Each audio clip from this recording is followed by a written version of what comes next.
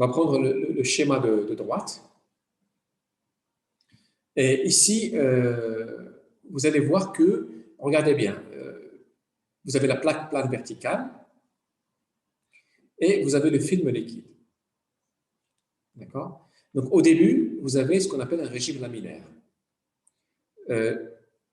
Ce régime laminaire, ce qu'on appelle wave-free, c'est-à-dire que c'est un régime laminaire sans vague. C'est-à-dire, au niveau de la surface TAO, c'est lisse. D'accord? Ce qu'on appelle un régime laminaire lisse. Et c'est pour ce régime-là que Nusselt a fait sa théorie. C'est-à-dire, il a considéré qu'on était en régime laminaire lisse. Donc, c'est un nombre de Reynolds inférieur à 30. Entre un nombre de Reynolds de 30 et un nombre de Reynolds de 1800, vous allez avoir un régime laminaire intermédiaire, ce qu'on appelle wavy. Wavy, ça veut dire ondulé, qui a des ondes au niveau de la surface, des ondulations. Enfin, à partir d'un nombre de Reynolds de 1800, vous allez avoir le régime turbulent, avec tout ce qui caractérise la turbulence, bien évidemment. D'accord? Nous avons le schéma du milieu qui est pareil. Vous avez un régime laminaire lisse ou bien wave-free pour un nombre de Reynolds inférieur à 30. Donc, c'est la première partie de la plaque.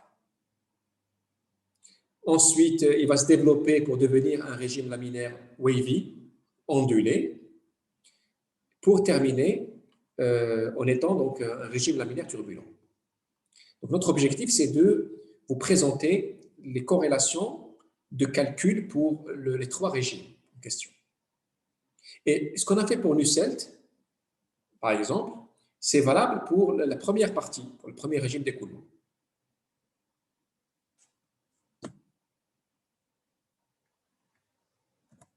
Alors, on va l'aborder ici.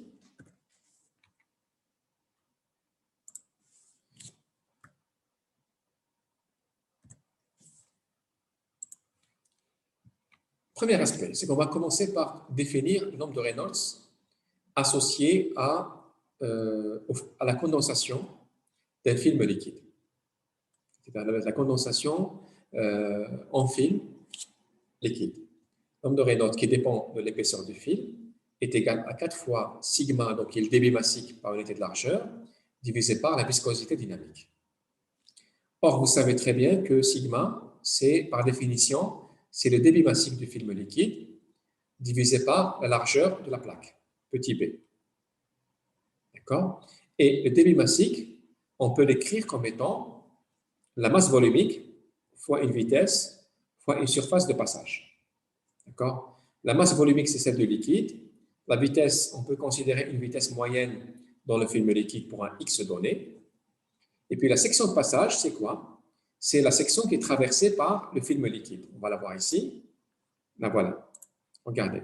Cette section de passage ici, c'est tout simplement l'épaisseur du film, c'est un rectangle, c'est l'épaisseur du film, fois la largeur de la plaque. Donc c'est delta fois P. D'accord? Delta fois P. Donc le nombre de Reynolds va être 4 fois 1 point sur P fois mu L, et je remplace le 1 point par rho L, UM fois delta fois P. Voilà, donc ça c'est, on a défini le nombre de Reynolds et on a manipulé ce nombre de Reynolds. Alors là, ce qui est à retenir, c'est que le nombre de Reynolds va dépendre de delta. C'est-à-dire pour le connaître, pour le calculer, pour savoir combien il vaut, il faut connaître l'épaisseur du fil. On va voir tout à l'heure comment on peut s'en passer, c'est-à-dire comment on peut reformuler les équations pour s'affranchir de cette dépendance à delta. Alors, si le nombre de Reynolds est inférieur à 30, nous sommes en présence d'un régime laminaire lisse. En anglais, c'est laminar wave-free. D'accord? Le nombre de Reynolds, c'est un petit rappel, c'est 4 sigma sur mu L. L'expression de sigma, vous l'avez déterminée tout à l'heure en fonction de delta. Donc, en remplaçant ici, vous allez obtenir le nombre de Reynolds en fonction de delta, l'épaisseur du film liquide. Sauf que, avant d'aller plus loin, il y a une chose très importante. C'est que pour le film liquide, on ne va pas travailler avec un nombre de Nusselt qui a une longueur caractéristique L, mais plutôt, c'est-à-dire L comme étant la hauteur de la longueur de la plaque, mais on va le modifier. On va ce qu'on appelle utiliser un nombre de Nusselt modifié. C'est-à-dire que au lieu de prendre L ici, on va prendre une quantité qui est nu L au carré sur G à la puissance 1 tiers. Et ce nu L, c'est la viscosité cinématique. Et le G, c'est la gravité. Alors, on peut discuter un petit peu de la physique de cette dimension caractéristique. Si je reviens ici, regardez bien. Si vous avez un film liquide, ici ou bien ici, vous avez en fin de compte une compétition qui va se faire entre le film qui va s'écouler par gravité, donc c'est G, donc c'est-à-dire que la gravité va accélérer donc l'écoulement du liquide vers le bas, et tandis que la viscosité va s'opposer à cet écoulement. C'est-à-dire que plus le fluide, plus le liquide il est visqueux, et moins il va se déplacer. Moins il va se déplacer vite. D'accord? Donc il y a quelque part un équilibre entre une compétition entre la gravité G et la viscosité qu'on retrouve ici, dans ce rapport-là. Donc si on définit, et par la suite on va travailler uniquement avec le nombre de Nusselt modifié, on obtient les corrélations suivantes. C'est que si vous êtes en laminaire lisse, donc le nombre de Reynolds est inférieur à 30, vous allez avoir le nombre de Nusselt qui est égal à 1,47 fois le nombre de Reynolds à la puissance moins 1 tiers. Alors, qu'est-ce que c'est que ce nombre de Reynolds? Puisqu'il dépend de x, en fin de compte, la corrélation a été établie pour x égale à L. C'est-à-dire qu'on va prendre le nombre de Reynolds qui correspond à l'extrémité basse de la plaque. D'accord? C'est-à-dire que vous êtes au niveau de... Voilà, à ce niveau-là, la partie basse de la plaque. D'accord? Donc, si vous avez le delta, vous calculez le Reynolds pour x égale à L, vous l'injectez l'expression à vous avez le nombre de Nusselt, et à partir du nombre de Nusselt modifié, vous pouvez calculer votre coefficient d'échange, et à partir du coefficient d'échange, vous pouvez calculer votre flux de chaleur. D'accord? Donc, la même chose va être appliquée pour les autres régimes d'écoulement. Le deuxième régime d'écoulement, c'est le laminaire wavy régime, c'est-à-dire que c'est un régime laminaire ondulé pour un nombre de Reynolds entre 30 et 1800. D'accord? Donc, là, on n'a pas de modélisation, mais parce que c'est difficile de tenir compte de ces ondulations. Les ondulations, c'est pas simple à modéliser. D'accord? Ici, vous êtes ici en laminaire wavy, donc vous avez des ondes qui vont apparaître. D'accord? Qui n'ont pas été prises en compte dans la théorie de Nusselt, qui a été faite pour le régime laminaire lisse. Donc là, nous avons des études expérimentales. Donc il y a Kudat-Latze qui a proposé, qui a recommandé la corrélation suivante, c'est que le nombre de Nusselt modifié, c'est le Reynolds divisé par 1,08, le Reynolds à la puissance 1,22 moins 5,2. Enfin, pour le régime turbulent, lorsque le nombre de Reynolds est supérieur à 1800, alors certaines études vous présentent un nombre de Reynolds de 1600. D'accord? Là, pour l'instant, on va retenir comme barrière un Reynolds de 1800 pour le régime turbulent. Vous avez une autre restriction, c'est que cette corrélation a été établie pour un nombre de prendre liquide supérieur ou égal à 1. Donc, vous avez la corrélation de Labunsov qui dit que le Nusselt modifié, c'est le Reynolds divisé par 8750 plus 58 fois le prendre liquide à la puissance moins 0,5 fois le Reynolds à la puissance 0,75 moins 253. Bien évidemment, le nombre de Reynolds est associé à x égale à n. D'accord? Et donc, c'est l'extrémité basse de la plaque plane verticale, ce qu'on appelle le bord de fluide. Alors, il y a une particularité, c'est que tout à l'heure, qu'est-ce que je vous ai dit? Je vous ai dit pour calculer le Nusselt, il faut calculer le Reynolds. Pour calculer le Reynolds, il faut déterminer l'épaisseur du film liquide. Donc, pour s'affranchir de ça, on va réécrire les équations précédentes. C'est-à-dire, on va se débarrasser de delta. C'est-à-dire, on ne sera pas obligé de connaître delta pour avoir le Reynolds et utiliser mes corrélations. Alors, comment on va faire? On va partir de la définition de Reynolds. Le Reynolds delta est égal à, par définition, c'est 4 sigma sur mu L. Sigma, c'est le débit massique par unité de largeur. Je vais remplacer sigma par la définition tau. C'est le débit massique divisé par la largeur B. Donc, je vais avoir le Reynolds qui est égal à 4 fois M point sur mu L fois B. Maintenant, je vais remplacer M point, qui est le débit de condensation, par la formule Q égale 1 point fois HFG, ou plutôt H'FG. D'accord? Donc, je vais isoler 4 sur mu LB, et le 1 point sera égal à Q sur H'FG. Or, Q, c'est quoi? C'est la loi de Newton, c'est H fois A fois delta T, avec le H, c'est le H moyen. D'accord? Le delta T, c'est la température de saturation moins TS, température de paroi, et la surface A, c'est la surface de la plaque qui est la longueur fois la largeur. Ensuite, donc tout ça c'est écrit correctement, c'est 4HL fois L. Je simplifie par B en fait. J'obtiens 4 fois HL fois L fois delta T sur mu L fois H'FG. Maintenant, je vais faire apparaître le nombre de Nusselt modifié. Alors, qu'est-ce que c'est le nombre de Nusselt modifié? C'est H fois nu L au carré sur G à la puissance 1 tiers divisé par KL. Donc, pour le faire apparaître, je vais multiplier et diviser par ce nombre et multiplier et diviser par KL. Ça va me donner le Reynolds, c'est 4 fois P que je vais définir fois Nusselt.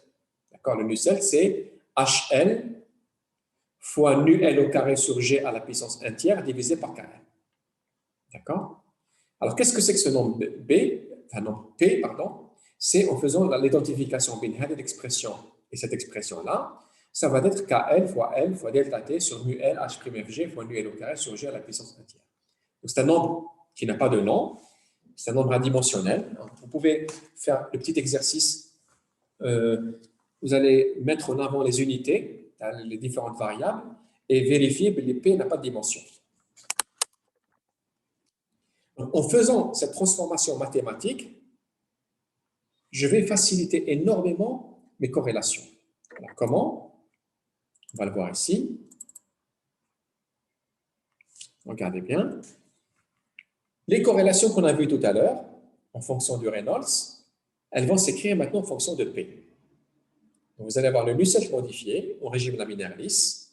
C'est bien évidemment par définition HL bar fois nu L au carré sur G 1 tiers sur KL. Et cette fois-ci, ça s'écrit comme étant 0,943 fois P à la puissance moins 1 quart. Et le Reynolds inférieur à 30 devient P inférieur ou égal à 15,8. Alors, l'expression, je vous encourage à le faire. C'est un petit exercice. Vous reprenez la corrélation en fonction du Reynolds. Vous remplacez le Reynolds par son expression qu'on vient juste de faire, et vous allez arriver à ce résultat-là. On fait le même exercice pour le régime laminaire wavy. On va obtenir la corrélation suivante. Donc, c'est Nusselt, c'est 1 sur P fois 0,68 P plus 0,89. Et le Reynolds qui était entre 30 et 1800 va être changé par l'expression suivante, P entre 15,8 et 2530. Enfin, le régime turbulent, le Nusselt, c'est 1 sur P fois donc 0,024 P moins 53 fois le prompt liquide à la puissance 1,5 plus 89, le tout à la puissance 4 tiers. Ça, c'est valable lorsque P est supérieur à 2530 et le nombre de prompt liquide est supérieur ou égal à 1. D'accord? Conclusion, si vous avez n'importe quel problème de condensation, au départ, il faut identifier le régime d'écoulement. Est-ce que vous êtes en régime turbulent, laminaire wavy ou laminaire lisse? Alors, comment vous allez faire? Vous allez calculer le nombre adimensionnel P, tout simplement. Vous le calculez avec la définition tau, l'expression qu'on a vue tout à l'heure. Quand vous allez calculer P, vous allez savoir la valeur tau va vous renseigner sur le fait est-ce que vous êtes, va vous dire dans quel régime vous êtes. Si vous êtes en régime laminaire lisse, vous allez utiliser la corrélation suivante pour calculer le Nusselt, tout simplement. D'accord? Supposons que j'ai un nombre P qui est égal à 3000, c'est que vous êtes en régime turbulent. Si vous avez un nombre de prompt supérieur ou égal à 1, donc vous allez utiliser la corrélation suivante. D'accord? Donc, je résume. Pour un problème donné, on calcule le nombre adimensionnel P. Donc, je vais rappeler ce que c'est. Il est là. D'accord? Le nombre adimensionnel P, c'est la conductivité thermique liquide fois la longueur de la plaque fois delta T sur mu L fois H'Fg fois nu L au carré sur G, la puissance 1 tiers. C'est-à-dire que alors KL, mu L, nu L vont être déterminés à la température de fil. Donc, c'est Tsat plus Ts divisé par 2. H'Fg va être déterminé à Tsat. La longueur de la plaque, la température de saturation, la température de surface et G, ce sont des données. Donc, vous allez calculer ce nombre adimensionnel P avec cette expression-là.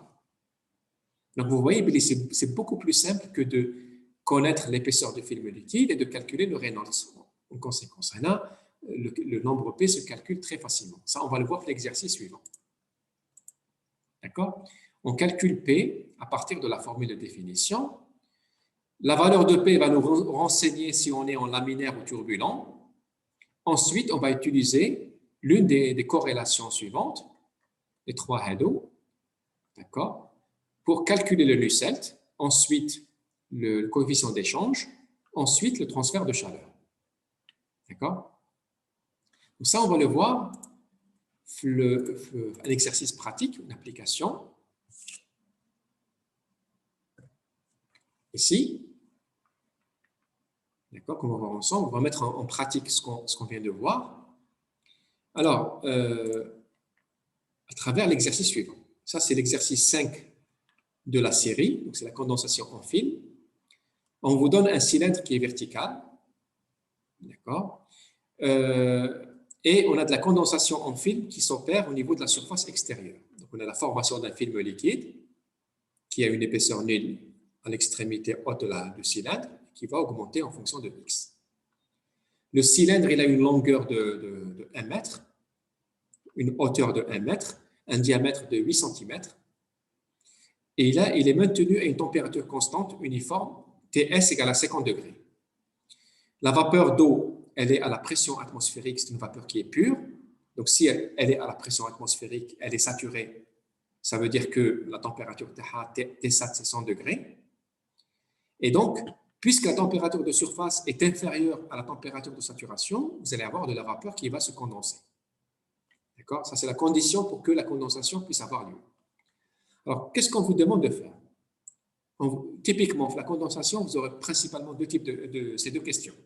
Première question, c'est de calculer le flux de chaleur qui est évacué vers l'eau froide par condensation. L'eau froide, elle est à l'intérieur du cylindre.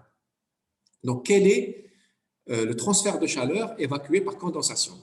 Le transfert de chaleur par condensation de la vapeur vers la paroi.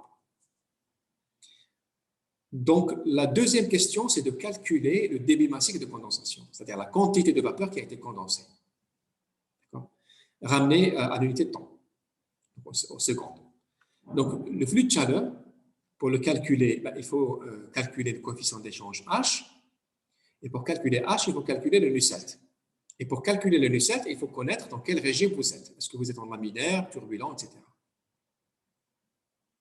D'accord? Donc, voilà, c'est ce qu'on va faire dans quelques… Alors, je vais laisser… la session de 40 minutes va se terminer. On va enregistrer… Malheureusement, il y a une partie qui a été perdue. Débute à la session Hadith Azou.